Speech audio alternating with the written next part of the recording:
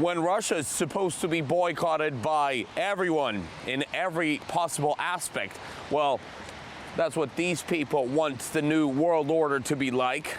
The nation still goes for it. It goes for hosting a big international business gathering. It's called the St. Petersburg International Economic Forum. It's been happening every summer for 25 years. 140 countries are taking part, and it's always been a chance for Russia's businessmen and government officials to showcase Russia's full potential and also lure investment. So, what's happening this year? Nobody's coming, and the St. Petersburg rain, you know, it's famous, doesn't make it more pleasant. Let's have a look at the venue.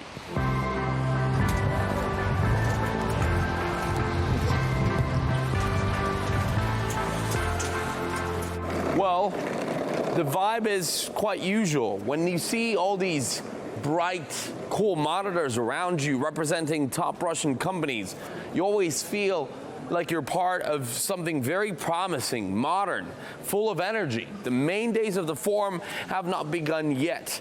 Okay, the leaders of the likes of France or Japan are not coming, even though they have taken part in previous years. But Mr. Putin is welcoming the presidents of, for example, Kazakhstan or Armenia, which are considered Russia's friends and are part of a Eurasian economic integration bloc, which has taken ties in the European Union as an example. And in the times of embargoes and boycotts, Russia is really counting on friends like that. Firstly, many foreign investors will participate. You see, foreign investors are not only from the United States or EU countries. There are much bigger foreign investors in the Middle East, in China, Indonesia, India and the Philippines, and also in dozens and dozens of other countries with a much larger population than the countries of the so-called collective West. These kind of investors are interested, and entrepreneurs will take an active part in the forum.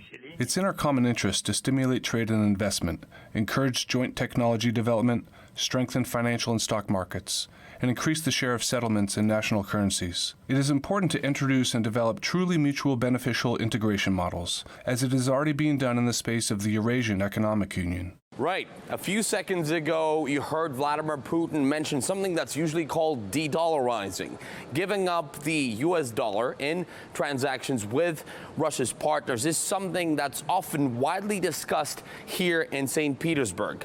The motto of this year's forum is New World, New Opportunities. That's exactly the essence of the event. Russia is trying to turn sanctions, actually the effect of sanctions, into new opportunities. The anniversary meeting is taking place at a difficult time for the entire international community. The long-term mistakes of Western countries in economic policy and illegitimate sanctions have led to a wave of global inflation, to the destruction of the usual logistics and production chains, and to a sharp increase in poverty and food shortages. But as it happens, prospects open up along with challenges. Every year at the St. Petersburg International Economic Forum, one country is awarded the status of a special privileged guest.